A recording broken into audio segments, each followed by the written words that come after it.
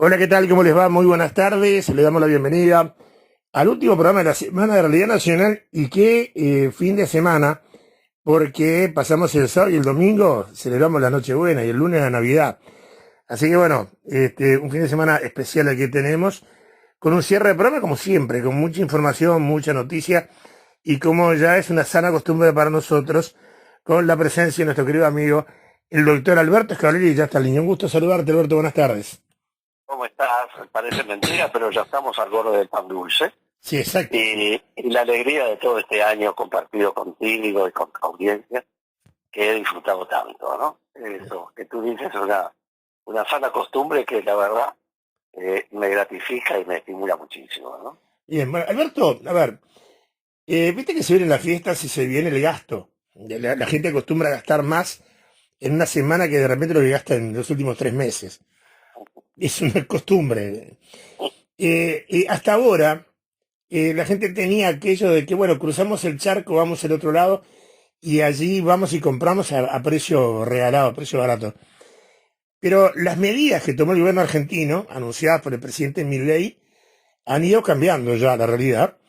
Y además me informan de que Brasil va a empezar a cobrar un impuesto sobre algunos productos de la canasta, lo que hace que las diferencias, o sea, la brecha queda mucho más chica con Argentina y prácticamente deja de existir con Brasil. El gobierno uruguayo debería tomar medidas económicas para mejorar, a ver, el rendimiento, digamos, no la calidad de vida, no el rendimiento de los ingresos promedio de los ciudadanos. Es una pregunta profundísima y muy importante. Primero, un comentario para los amigos, para los oyentes, más como abogado que como analista político. Sí, Hay una regla de oro que es no endeudarse en moneda diferente a la que uno cobra. correcto.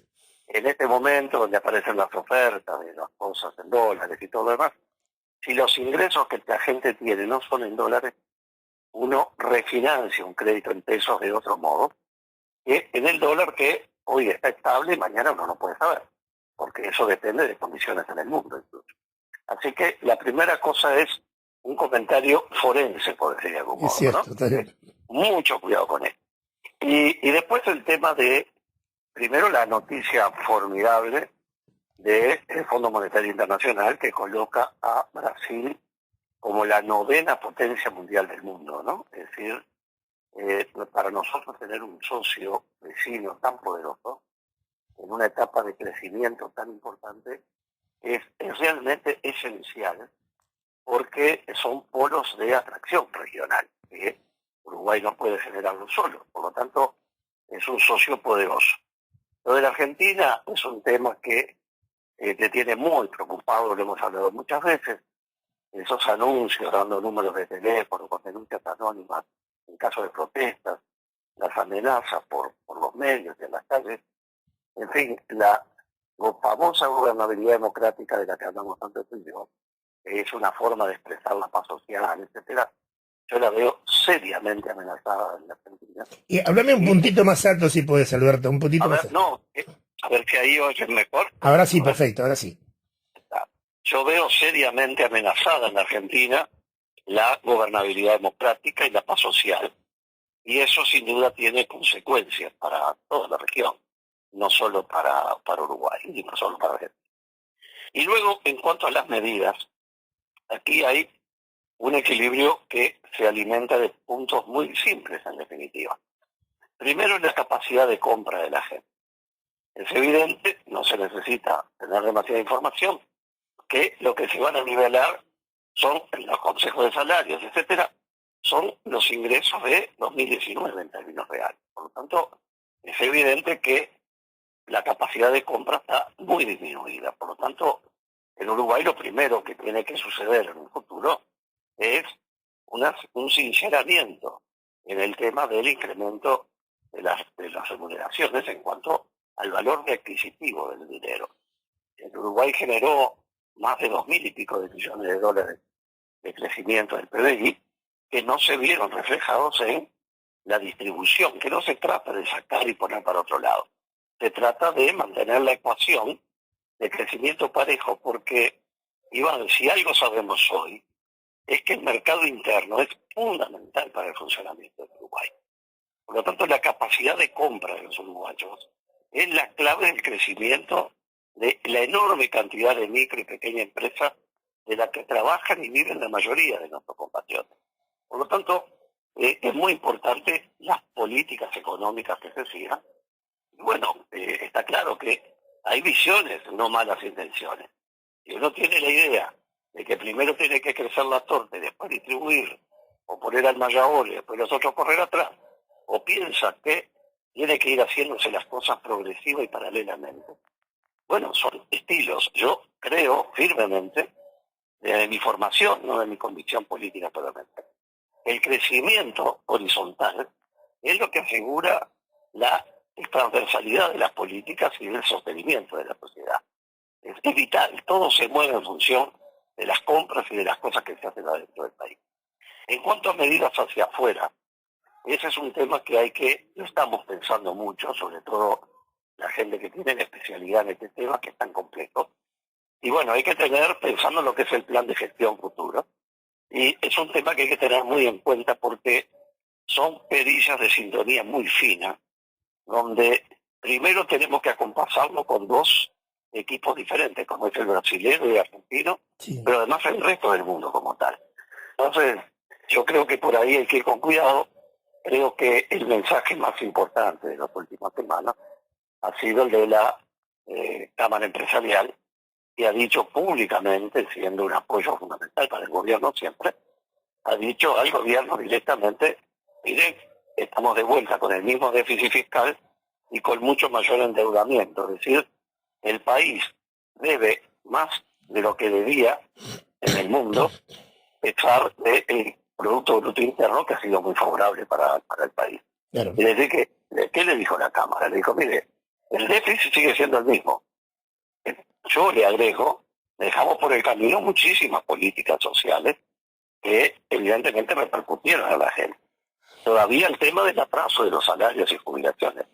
Pero si además la propia Cámara de Empresas, Empresarial nos dice con claridad, más que nada el gobierno, te lo dijo el gobierno, tiene que además de tener el déficit fiscal que tenemos mayor endeudamiento. El país se endeudó más que nunca que venía endeudándose.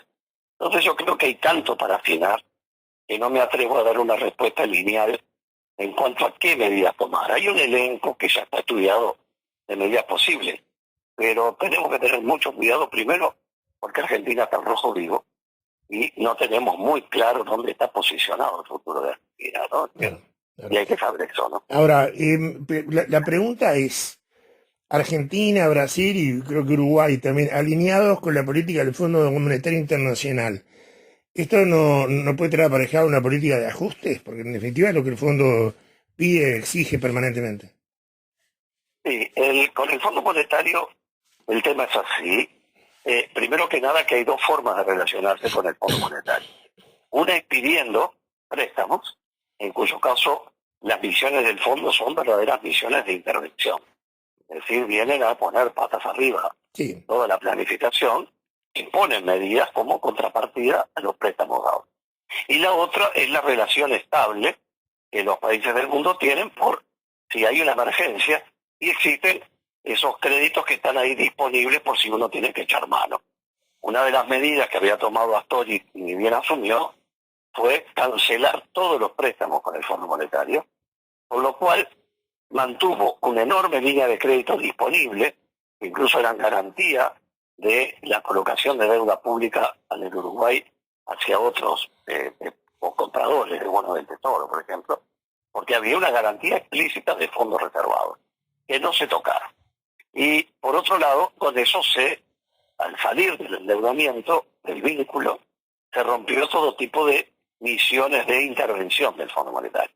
Ahora, si se cae en el sistema de préstamos, bueno, ahí sí el fondo exige el alineamiento de política porque es la filosofía del fondo. Ha cambiado un poco con los años, un poco mucho diría yo. No es un instituto que se haya transformado en un humanista absoluto, pero ha tenido algunos golpes muy fuertes en el mundo y se ha dado cuenta que aquellas políticas eran terribles. No nos olvidemos que ha llevado al default a muchos países la Claro, política del Fondo es cierto, Monetario. sí. También le ha salvado la vida a muchos, vamos a entenderlo, ¿no? Pero bueno, lo que nunca está a salvo es de que los acreedores condicionen de algún modo a una política económica de cualquier país cuando el país es deudo dependiente, por decirlo de algún modo, para Claro, inventar una palabra. claro, correcto. Te paso otro tema, más del día a día y que ha generado diversas opiniones a nivel de la prensa y de la propia gente. ¿Sí o no a los allanamientos nocturnos, Alberto? Bueno, yo soy totalmente contrario y voy a explicar por qué. El allanamiento nocturno es una de las operaciones de seguridad más complejas que existen en cualquier país del mundo. Por mi vinculación con el tema de crimen organizado y Naciones Unidas, Sí, uno de los temas que tuve información siempre de primera mano. ¿Qué quiero significar? Es que el introducir en una casa, por más que haya una boca de venta de pasta, base o lo que fuere, pero que hay gente que ya está dentro, que pueden ser esta gente durmiendo o gente que vive allí, no sé, aparte de lo que delinca o no, introducir fuerzas de la ley dentro, violentamente irrumpir en un lugar, de noche, con el temor del funcionario policial que entra a un lugar desconocido en el que le pueden estar matando en cualquier momento por más chaleco que tenga, ¿no? Porque un tiro en la cara no lo va a salvar, y un tiro en la ingle no lo va a salvar, y las distancias son de poquísimos metros. Entonces, entre el temor del policía que entra y lo que puede reaccionar la gente que está dentro, y el error del acto violento de la irrupción en la noche, eh, eh, lesionando, matando a una persona que no estaba previsto porque hubo un error de interpretación de gestos, bueno, es muy delicado, es muy delicado.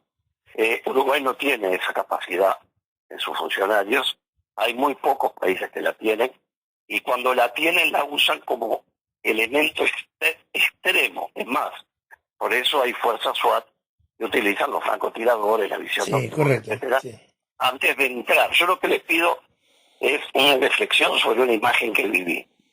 En lo que es la Republicana en Montevideo, hay una sala de entrenamiento de tiro, pero no es de tiro con bala viva, sino que es disparo electrónico con una luz láser o algo parecido.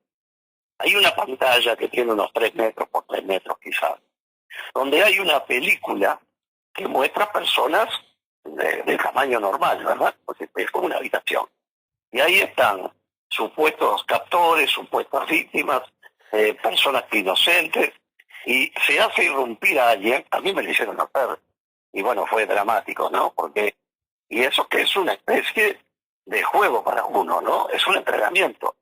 Bueno, el margen de error, cuando hay que responder a alguien que de golpe saca un arma, y al lado hay una niña, en la película es brutal, y bueno, y va marcando los tiros que son correctos e incorrectos.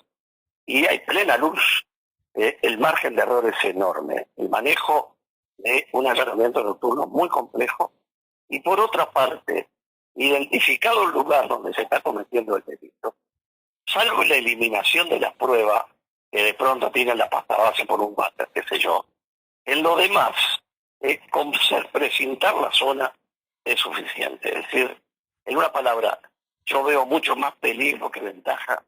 Y primero que nada hay que evitar que un día no tengamos que lamentar, por mayor resultado que se espere, una víctima que no estaba previsto que pudiera pasar. Yo digo desde luego por experiencia. He Sí, visto cosas tremendas en fallos técnicos en los procedimientos. Bueno, en Uruguay se han equivocado de domicilio, sí, ¿sabes? sí, sí, yo conté un caso acá ayer y hablando de ese tema, entraron en un domicilio equivocado, rompieron una puerta, se encontraron con un señor que estaba en silla de ruedas, que era el padre de un policía. Ah, El policía estaba trabajando y el padre le dijo, tengo a la policía revisando la casa, tuvo que venir el funcionario que trabajaba en la Jefatura de Policía de Montevideo a presentarse y ahí se dieron cuenta del error. O sea, yo digo, a ver, Alberto, yo tengo una opinión, digamos, casi contraria. Eh, o sea, los ciudadanos de bien corremos el riesgo de ser allanados por los delincuentes porque entran a cualquier hora. y entran a por todas. Acá, anteayer en Rivera, por ejemplo, entraron a una casa que está frente a la unidad especializada de violencia doméstica y género. Coparon la casa, había dos señoras mayores porque seguramente tenían el dato de que esas señoras se habían cobrado un dinero de una propiedad y tenían 1.600.000 pesos. Mm, Entonces, sí digo, a ver, la misma libertad que tiene el delincuente no es libertad que pueda tener la policía debidamente reglamentada, preparada, profesionalizada y con la asistencia jurídica correspondiente. En fin, yo insisto en que si uno lo pone en el terreno del derecho a que uno tiene a ser defendido, por supuesto que sí. El tema es, como todas las cosas de la vida, cuando la teoría uno la tiene que aterrizar a la práctica. Claro, claro, te entiendo. Entonces, primero, que haya un derecho del delincuente a delinquir. Es decir, en todo caso tendríamos que tener sistemas más inteligentes que detecten situación como esta frente a la unidad policial, por Claro. ejemplo, ¿no? Ahora, no hay duda de que siempre tenemos que optar por la víctima y la defensa de la gente. Es más, digo, de bien o medio de bien, no importa, tiene que haber una proporcionalidad. Es decir, no puede haber una situación que todo genere muertes, ¿no? Es cierto. Entonces, lo que está claro, lo que no tengo ninguna duda, es que es mucho más fácil prevenir que actuaciones drásticas que no tienen marcha atrás. Con la primera criatura muerta en un allanamiento nocturno, o ese veterano que pudo haber reaccionado mal y ser de noche e interpretar el brillo del mango de la silla de ruedas con un arma, y el policía que entra desesperado del susto, porque no entendemos, ¿eh? Hay que vivir una situación de ese tipo, me imagino, porque una cosa es la teoría y el entrenamiento, y la otra es entrar en un lugar donde está esperando que le disparen al oscuro de dentro de Claro, una sí, es casa. cierto, sí. Entonces, si uno es el policía que está entrando, el primer amague que haya de riesgo, no tiene tiempo de hacer otra cosa que disparar.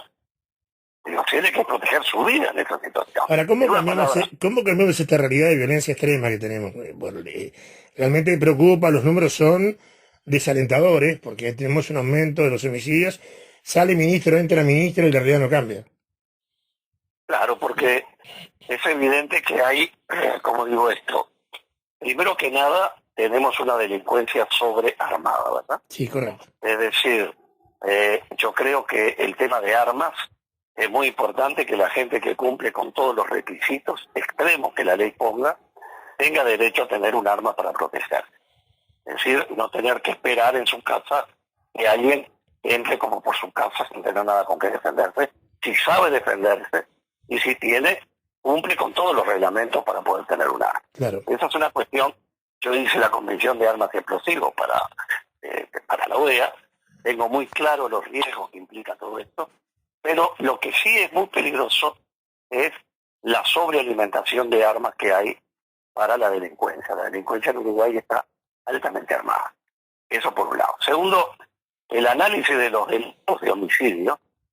Hay una cuota que se mantiene un poco incremental, pero no demasiado, en los homicidios que pudiéramos llamar de vínculo social, de problemas económicos Sí, interpersonales, totalmente. los pasionales, lo que han sido lamentablemente la media, que creció, pero está por ahí. Ahora, lo que tenemos desaforado totalmente es el resolver los problemas incluso delictivos entre delincuentes, que no solo son mafias, a fuerza de disparos. Y hay un hecho que también es cierto, aunque los números no son significativos, es que lo que antes se arreglaba a golpes de puño, aunque no se arreglara, hoy termina con un arma que es más letal de todas, que es la puñalada. Sí, correcto. Hoy la cantidad de armas blancas, es más, cuando uno habla con un especialista en estos temas, lo primero que le dice, yo a menos de 5 metros, le tengo más miedo a alguien con un puñal que a alguien con un revólver. Sí, es cierto, sí, es cierto. Entonces digo, a lo que voy es que las respuestas están esquematizadas siempre, pero está claro que se necesita mayor inteligencia policial, mayor presencia policial en las calles, lo que sucede en las grandes ciudades del mundo, donde en la cuadra o en las 5 cuadras a la vuelta hay un policía que anda a la vuelta y la gente conoce. El hecho de que viene tarde de noche, el que entra tarde a su casa, eso, la policía comunitaria, el policía del barrio, es un elemento esencial en todas las policías urbanas. Pero bueno, nosotros hemos en Uruguay optado por otro tipo de política, la de acumulación de fuerza a la espera de la represión del resultado. Ahora, eso no es preventivo, eso es reactivo, ¿no? Totalmente. Ahora, ¿sabes Bueno, que hace unos días le hice una nota a alguien que seguramente tú conoces, que fue impuesto por el entonces ministro y fallecido Eduardo Bonomi, el año 2011, fue impuesto como director de la Policía Científica, estoy hablando del inspector general Juan Carlos Vázquez.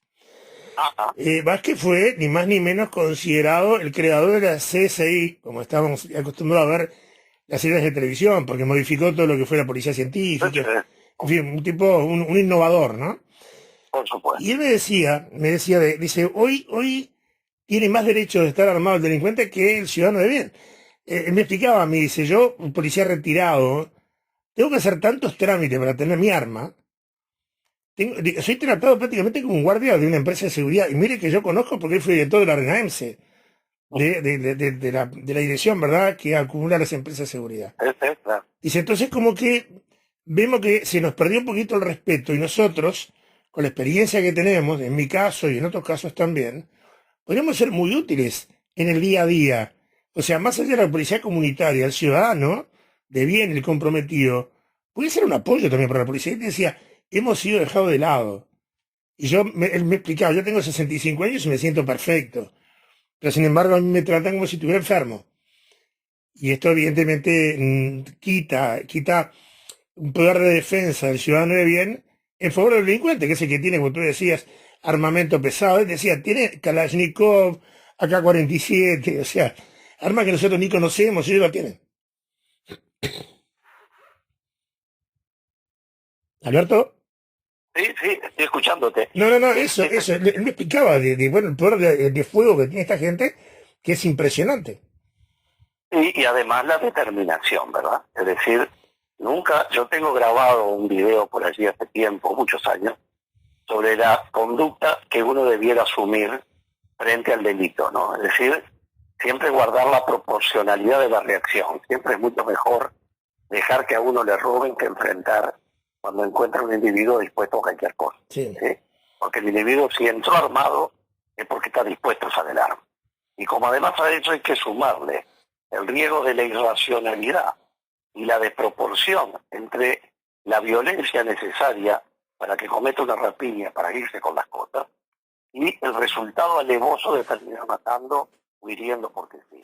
El famoso revolcón de una señora mayor para sacarle la cartera, que después la patean en el piso, lo hemos visto hasta el cansancio.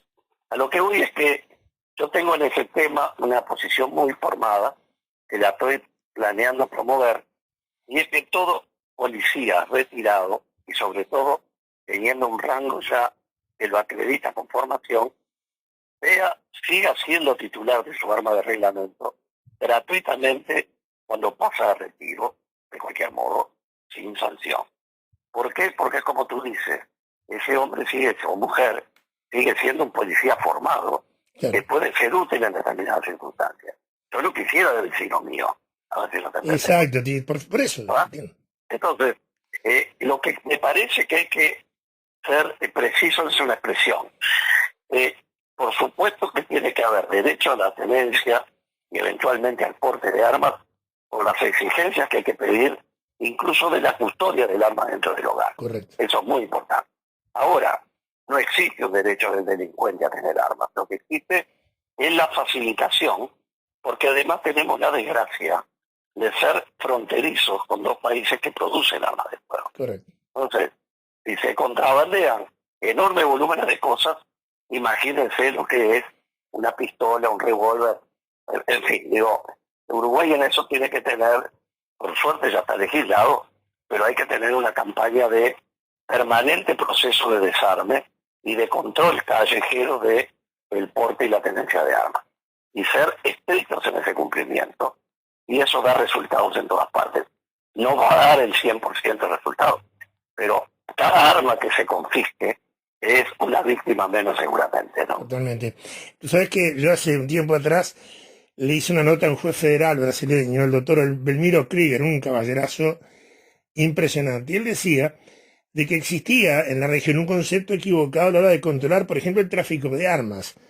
El doctor Krieger decía, piensa que hay que revisar un camión. No hace falta revisar un camión.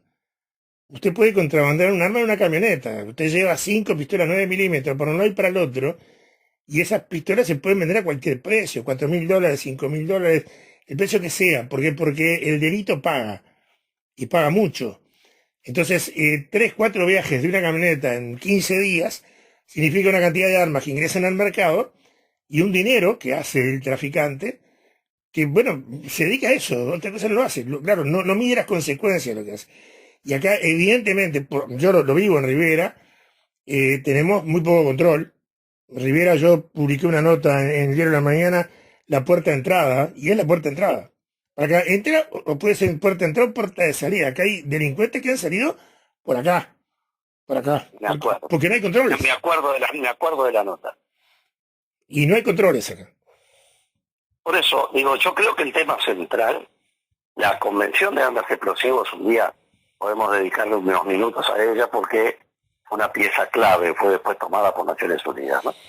Pero el tema de las armas y la circulación de las armas ilícita, la circulación y tenencia ilícita de las armas, es un proceso muy importante que solo se puede hacer en el cuerpo a cuerpo. Claro. Es decir, además de los controles, porque además un arma se puede dividir en 10 o 15 partes, Exacto. o por lo menos en 3 o 4 centrales. Por lo tanto, pueden pasar una parte separada a distintas personas y luego se vuelve a rearmar una pistola, una Glock, una 9 milímetros. Esas armas se desmantelan cuando uno las abre. Por lo tanto, un experto mínimo las desarma y las vuelve a armar. Sí. O sea que el contralor no es un cacheo, porque de repente va el cañón en la cartera de una mujer, Claro. y va en la culata en el bolso de un muchacho.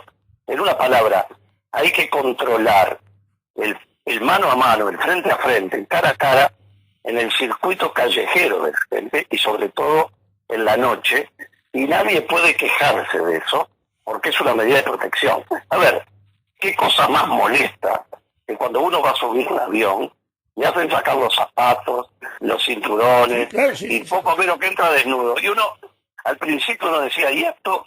Y después se enoja cuando ve que a uno lo pasan y no lo controla. Claro.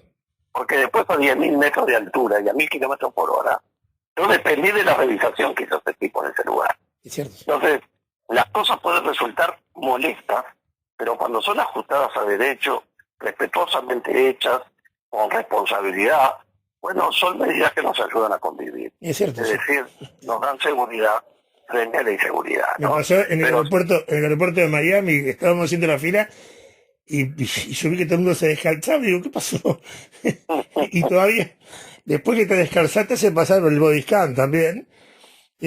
O sea, revisación severísima. O sea, y está bien. yo tengo una anécdota que no necesito contar. En el aeropuerto de París, ahora en Europa hay algunos aeropuertos que ya tienen, es la silueta de un cuerpo humano y uno se para adelante Claro. y abre las piernas, que tiene los brazos, y le hacen una radiografía en definitiva, ¿no? Algo parecido a esto. Entonces, delante mío venía un señor, de esos señores de 2 metros de circunferencia de cintura, un alemán grandote, yo creo que era alemán, enorme, con una panza grande, con un cinturón. El tipo lo hacen parar y abrir los brazos y le hacen sacarse el cinturón. Claro. Cuando se saca el cinturón pasó lo que iba a pasar. Sí, pero yo no Se le cayeron los pantalones y el gordo quedó con unos calzoncillos blancos, todo impecable, el tipo ahí, con una naturalidad, como si estuviera en la playa de short, se levantó los pantalones y se fue, no dijo una palabra el tipo, ¿no? Ahora, uno ve todo eso que está al borde del ridículo y uno dice, bueno, pero ¿qué otra medida hay para que un tipo no me haga volar en los aires porque nadie lo controló, Claro, ¿no? claro, claro. En fin, son esas cosas, pero no me olvido nunca del gordo, porque ver la imagen, una cosa es contarle y otra recordar, ¿no? Porque además, la impertérrito el sujeto, ¿no? Es Sí, decir, sí. fue como si no hubiera pasado absolutamente nada, y todos mirando y nadie dijo nada, ni se rió ni muerto, ¿no? No sé, viste que los países europeos son muy exigentes. No tengo que estar en España, en Italia, y hay mucho control y todo el mundo se acostumbra. Alberto, tengo que cerrar y quiero que me des tu mensaje de cara a la Navidad. Bueno, yo creo que siempre lo decimos. Primero a los que son más veteranos y tenemos una cultura que tiene nuestra memoria, el abuelo esperando a toda la familia. Bueno, los tiempos han cambiado, por lo tanto, yo creo que es muy importante que los abuelos se inviten solos a las fiestas de fin de año. Dan timbre, se meten para adentro, se instalan y conviven. Y no quedarse mascando bronca porque nadie le dijo, porque hoy la gente vive muy apurada. Claro. Entonces, uno tiene que hacerse el lugar que tiene derecho a tener. Y cuando hay alguien que está solo, tratar de acompañarlo y de integrarlo todo lo que pueda, si esa persona quiere, naturalmente. Y luego, un mensaje clásico, pero estamos entrando a un momento muy especial. Es un año electoral, por lo tanto, comienzan a producirse los escozores de la rivalidad. Bueno, las fiestas no son para hablar de esas cosas. Cada cual tiene derecho a pensar en lo que se le ocurra. Y es muy importante tener un orden del día para las fiestas y excluir determinados temas que uno sabe que luego con alguna copita de más terminan mal. El mensaje fundamental es que tenemos que seguir tratando de crear un sentimiento nacional que por encima de todas las diferencias apunte a las políticas públicas, a la construcción de grandes acuerdos. Uruguay tiene que tener 2 o 3 temas centrales. No podemos tener más pobreza infantil, no podemos tener más violencia doméstica a ese nivel. En fin, en una palabra, más allá de la política, las políticas concertadas, y los uruguayos tenemos que actuar con sinceridad y con intensidad sobre eso. Y luego, para los que creemos la felicidad de una Navidad, que siempre es la renovación de la fe y de la confianza. Y para los que no creen, tienen es un momento también de balance, para que uno, en el fragor de la fiesta, tenga un espacio para pensar en sí mismo y en los demás de una manera más humana. Así que desearles lo mejor a todos, lo que uno le desea a sus seres queridos, porque es muy difícil ser feliz, tú y yo lo sabemos, Iván.